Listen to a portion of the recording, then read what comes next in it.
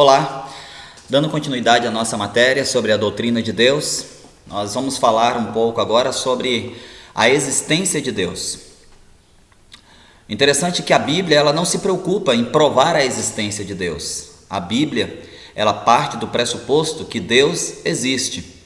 Em Hebreus capítulo 11, versículo 6 está escrito: qualquer um que queira ir a Deus deve crer que Ele existe.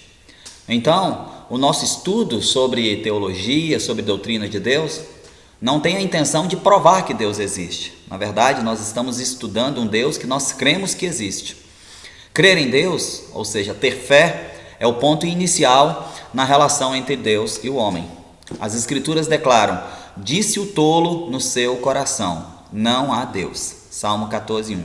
Ou seja, é uma grande tolice do ser humano acreditar que Deus não existe, porque esses afastam de suas vidas e de suas mentes a existência de Deus e com isso se corrompem e comportam-se de maneira abominável, pois neles não há lei que possa julgá-los e controlar os seus atos.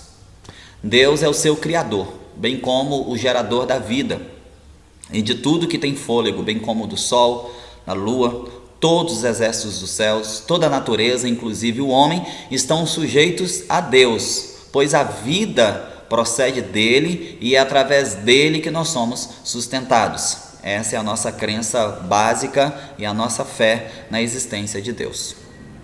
Se a Bíblia não se ocupa em provar a existência de Deus, então como nós podemos provar a existência dele? Bom, a primeira forma é pela argumentação. Assim como estou convencido da existência do vento e da dor, sem jamais tê-los vistos, creio também na existência de Deus, ainda que eu não o tenha visto. Assim como eu ouço o soprar do vento, eu posso também ouvir a voz do Criador.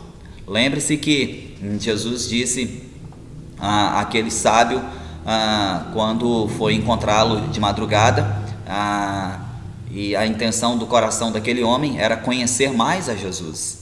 E quando Jesus começa a usar argumentos espirituais mais profundos, a mente daquele cientista ou daquele estudioso, daquele sábio, dá um grande nó. E aí Jesus diz para ele: olha, você pode saber que o vento existe, mas você não sabe de onde ele vem e nem para onde ele vai. Assim também é o Espírito Santo e é todo aquele que é nascido de Deus. Ou seja, nós não conseguimos encontrar argumentos científicos para provar a existência de Deus. Na verdade, Deus não pode ser provado de maneira científica, porque Ele está muito além e muito acima da ciência. Bom, outra forma de nós comprovarmos a existência de Deus é através da natureza. Olhando para a natureza, nós temos a comprovação da existência de Deus. A própria natureza celebra a Deus como o Criador de tudo o que existe. Nela, nós podemos ver perfeitamente a perfeição divina. Salmos 19, capítulo 19, versículo 1 até o 5, você vê ali uma descrição clara de como a natureza ela celebra e ela confirma a existência de um Criador. Como nós podemos conhecer a Deus? Duas maneiras pelas quais nós podemos conhecer a Deus. A primeira é pela razão, e também a segunda é pela fé.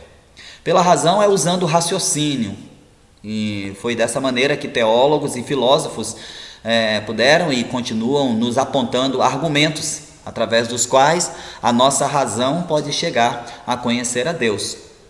Apontaremos aqui alguns desses argumentos, mas devemos deixar claro que esses argumentos são caminhos da razão para se chegar à ideia de Deus. Elas não constituem prova da existência de Deus. O primeiro argumento é o argumento do universo.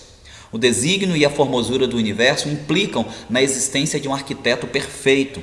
Portanto, o universo é obra de um ser muito inteligente, soberano e suficiente e capaz de explicar toda a sua obra. Ninguém consegue explicar a obra do universo.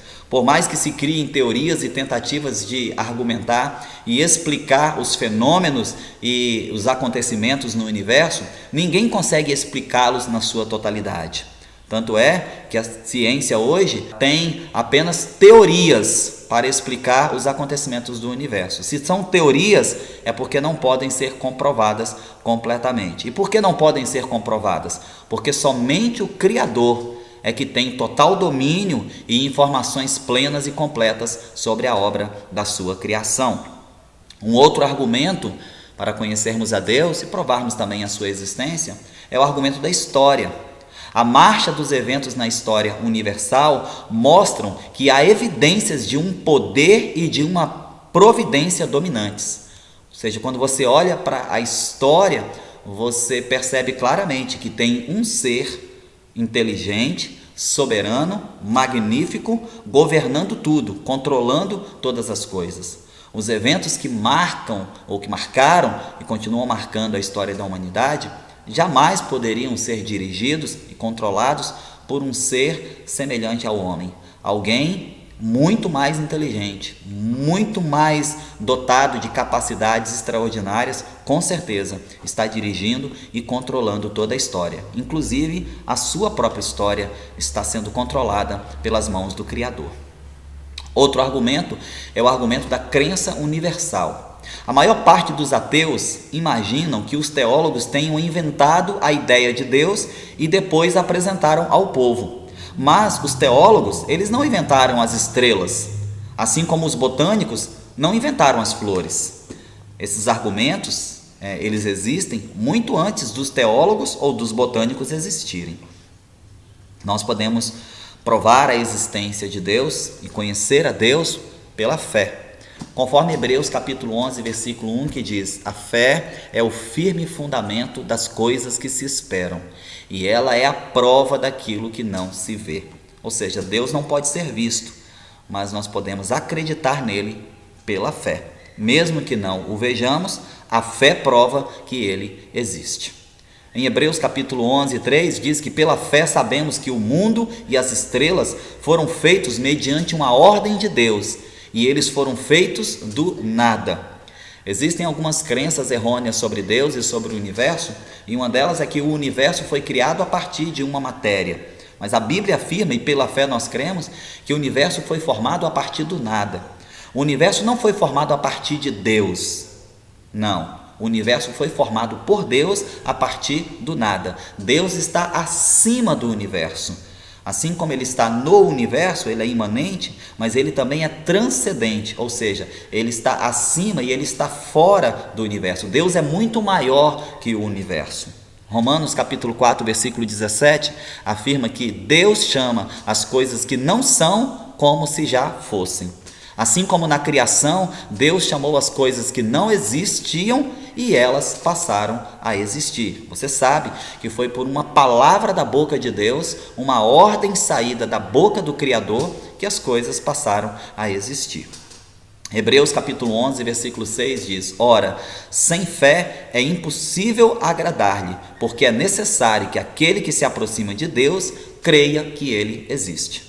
Romanos 10, 17 complementa esse raciocínio quando diz que de sorte que a fé vem pelo ouvir, e o ouvir pela palavra de Deus.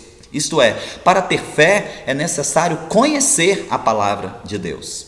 E por que nós devemos conhecê-lo? Porque conhecer a Deus é um requisito básico para ser salvo.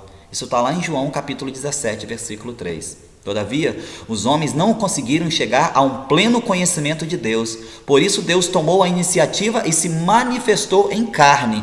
E então Jesus pôde dizer: quem me vê, vê o Pai. Ou seja, quem conhece Jesus, quem tem um encontro com Jesus, quem passa a ter um relacionamento com Jesus, passa a ter um relacionamento com Deus. Existem também algumas crenças errôneas sobre a existência de Deus. Nós vamos falar sobre elas numa próxima aula.